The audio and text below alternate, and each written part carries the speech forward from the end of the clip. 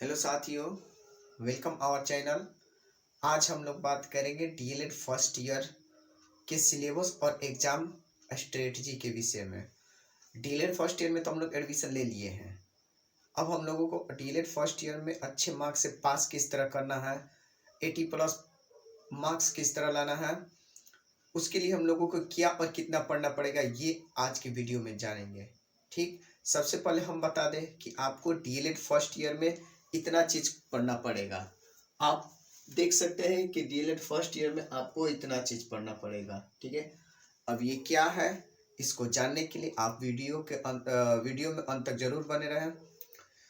सबसे पहले ये बता दें कि डीएलएड फर्स्ट ईयर में टोटल 12 चैप्टर पढ़ने को मिलता है।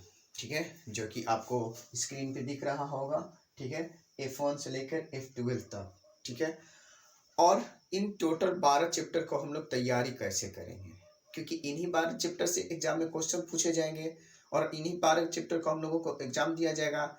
ऐसा नहीं है कि मतलब हम लोग प्राइवेट से डीएलएड कर रहे हो या गवर्नमेंट से डीएलएड कर रहे हैं हम पास ही हो जाएंगे, नहीं, इसमें भी बच्चे फेल होते हैं। बच्चे इसमें भी फेल होते हैं, हमने बहुत सारे बच्चों को फेल होते भी देखा है।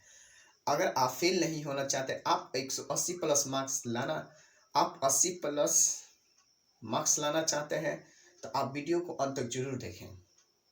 देखिए, सबसे पहले हम लोगों को अपने ये टोटल सिलेबस है, ये टोटल विषय है, ठीक है, इनकी संपूर्ण प्रिपरेशन करना पड़ेगा।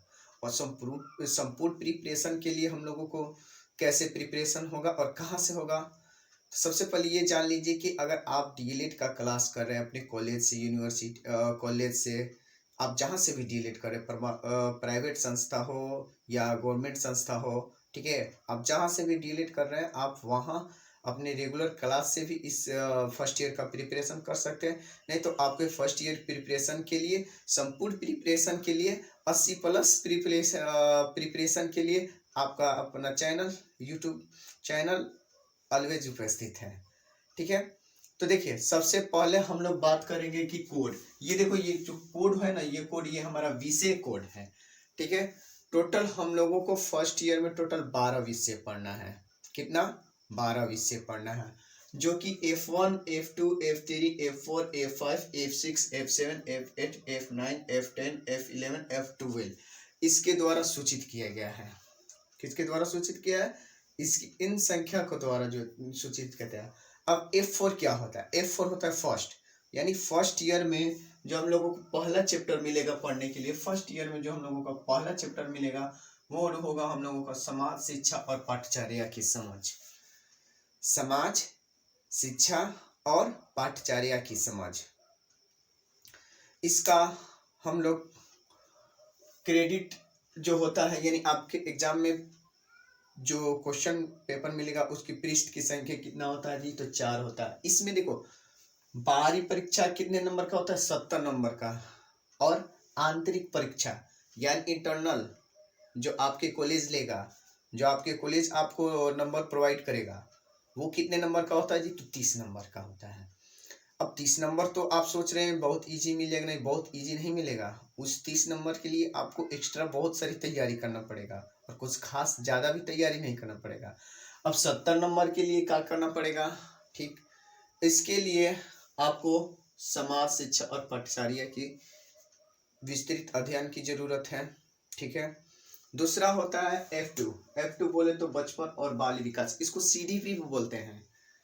ये आपका बचपन और बाल विकास जो है, ये CDP जो है आपका पेपर 1 हो या पेपर 2 हो, सीटेट का भी मैं बात कर रहा हूँ, इन दोनों में ये महत्वपूर्ण है। ये दोनों पेपर में महत्वपूर्ण है। CDP देखो, आप टीचिंग लाइन में आए हो, चाहे आप PRT का टीचर बनो या 6 to 8 टेक का टीचर बनो या फिर आप किसी भी क्लास का टीचर बनो, आपको पेडागोजी सबसे इम्पोर्टेंट है। आपका जो पेडागोजी स्ट्रॉन्ग हो जाएगा ना, आप फर्स्ट अटेम्प्ट में ही डीएलएड फर्स्ट ईयर के साथ साथ आप फर्स्ट अटेम्प्ट में अपेयरिंग में ही आप सीटेट भी क्वालिफाई कर लेंगे। तो बचपन और बाल विकास, बचपन और बाल विकास ये हो गया। अब F3 का नाम है, ये F2 हो गया। F3 का नाम है प्रारंभिक बाल्यावस्था देखभाल एवं शिक्षा, यानी हम लोग अर्ली चाइल्डहुड में क्या होता है हम लोगों के साथ, अर्ली चाइल्डहुड में बच्चों का एनवायरनमेंट कैसा होना चाहिए, अर्ली चाइल्डहुड में हमें किस प्रकार की लैंग्वेज सीखने को मिलती है, ये सारे चीज को इस मतलब F3 में स्टडी करने को मिलता है। ठीक है, अब देखो F4, F4 है विद्यालय संस्कृति परिवर्तन और शिक्षा विकास।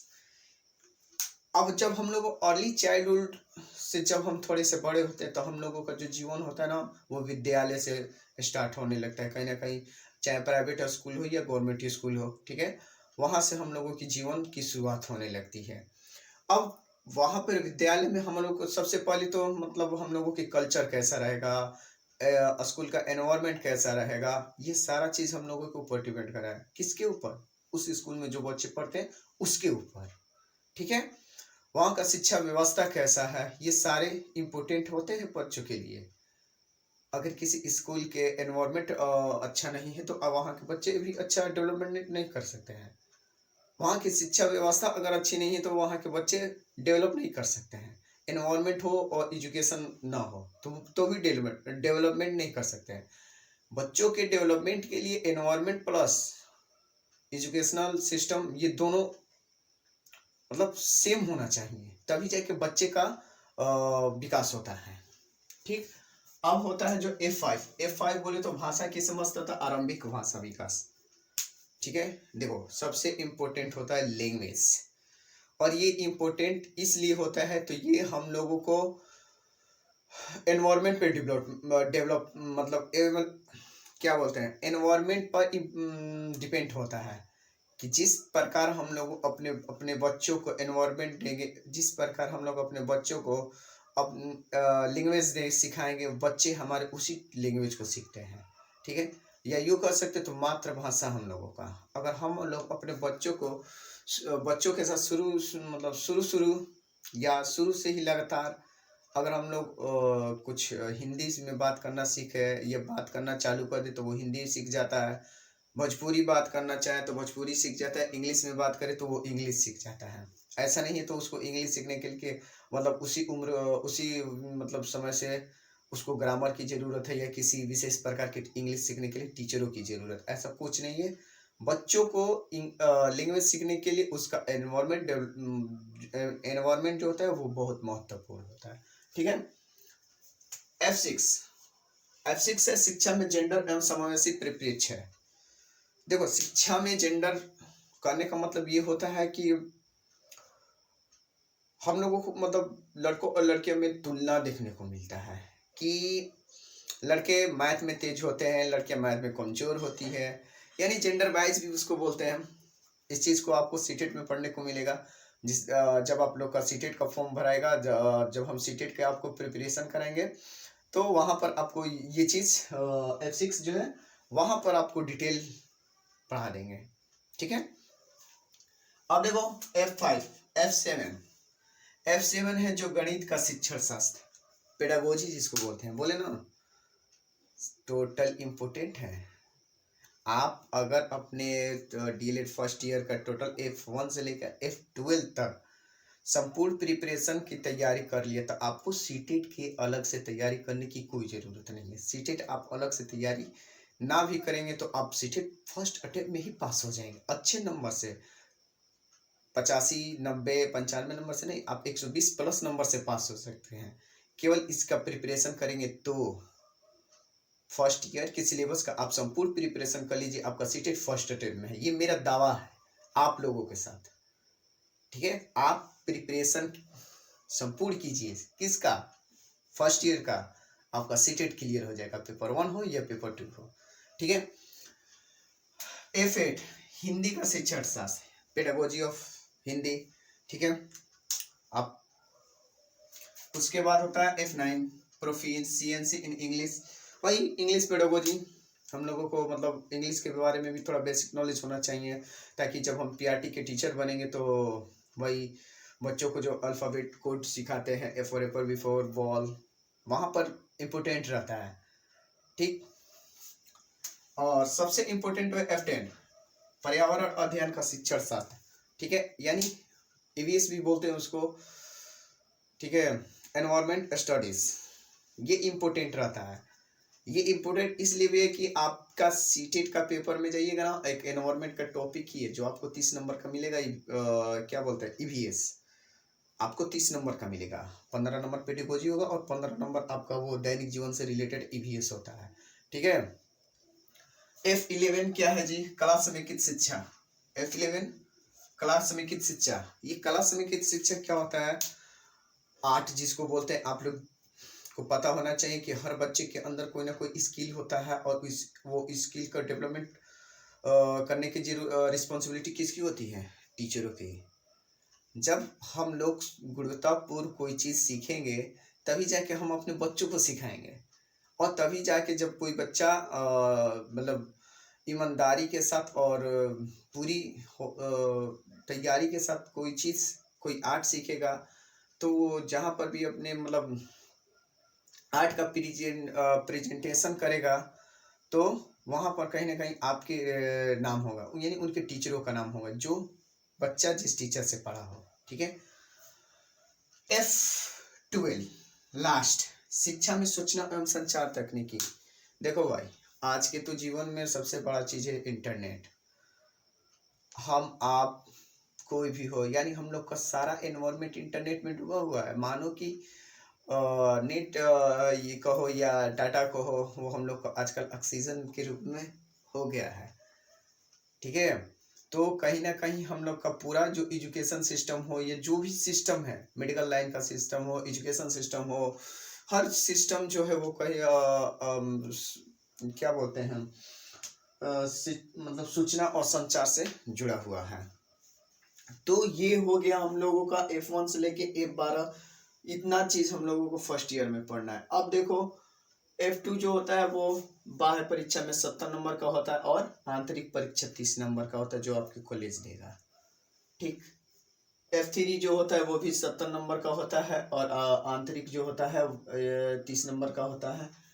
F4 जो होता है वो भी 70 नंबर का होता है, जो कि बाह्य परीक्षा होगा। बाह्य मतलब जो हम लोगों का लिखित परीक्षा देना होता है वो होगा। ठीक। और क्या बोलते हैं, 30 नंबर का इंटरनल जो आपको कॉलेज देगा।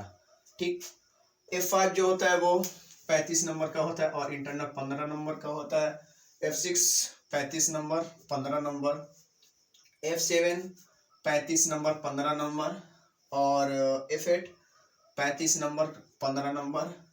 F9 35 नंबर का क्या बोलते हैं, बाह्य होगा और 15 नंबर इंटरनल। F10 देखो, F10 भी 35 15।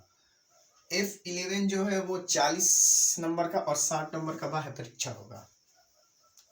F10 बोल रहे हैं, F11 40 नंबर का बाह्य परीक्षा होगा और 60 नंबर का आंतरिक परीक्षा होगा। और इसका सच छूट गया है। ठीक है, इसका सच छूट गया। इसका कितना होता है जी, ये भी 40-60 होता है, 40-60। F12 भी 40 नंबर का इंटरनल होता है और 60 नंबर का एक्सटर्नल होता है। ठीक है। इस प्रकार टोटल हम लोग का बाह्य परीक्षा 570 नंबर का होता है और आंतरिक परीक्षा 430 नंबर का होता है। देखो देखो भाई, 80+ नंबर लाना है अगर आपको, ठीक है, तो हमारी जो बताई हुई बात है उसको फॉलो करना पड़ेगा, तभी जाके आपको 80+ नंबर आएगा। और 80+ नंबर लाने के लिए, 80% प्लस नंबर लाने के लिए, पता है, केवल आपका डीएलएड फर्स्ट ईयर के सिलेबस पढ़ना नहीं पड़ेगा। देखिए, आपका डीएलएड फर्स्ट ईयर में जो ये एसीपी देख रहे हैं ना, एसीपी स्कूल इंटर्नशिप प्रोग्राम, जो आप लोगों को फर्स्ट ईयर के दौरान ही आपको आपके नज़दीकी गवर्नमेंट कॉलेज में आपको ट्रेनिंग के लिए भेजा जाएगा कि आप कितना कुछ सीखे हैं अपने कॉलेज में और यहाँ आके आप बच्चों को कितना सिखा रहे हैं। ये एसीपी इम्पोर्टेंट करता है। और ये देखो, एसीपी जो होता है ना वो पूरे 100 नंबर का होता है। कितने नंबर का होता है? ये पूरे 100 नंबर का होता है और ये 100 नंबर आपका है। इसमें कॉलेज भी नहीं रोक सकता। ये 100 नंबर आपका, आप ले लो, ऐसे दे दिया है गिफ्ट में, आप ले लो 100 नंबर, ये आप ही का है। ठीक है। तो इसी तरह नहीं ना मिल जाएगा जी 100 नंबर। 100 नंबर आपका है तो इसी तरह नहीं मिलेगा। उसके लिए भाई आपको उसके लिए आपको जब स्कूल इंटर्नशिप का क्लास होगा, जब आप नज़दीकी गवर्नमेंट स्कूल में पढ़ाने जाइएगा ना, वहाँ पर इम्पोर्टेंट होगा।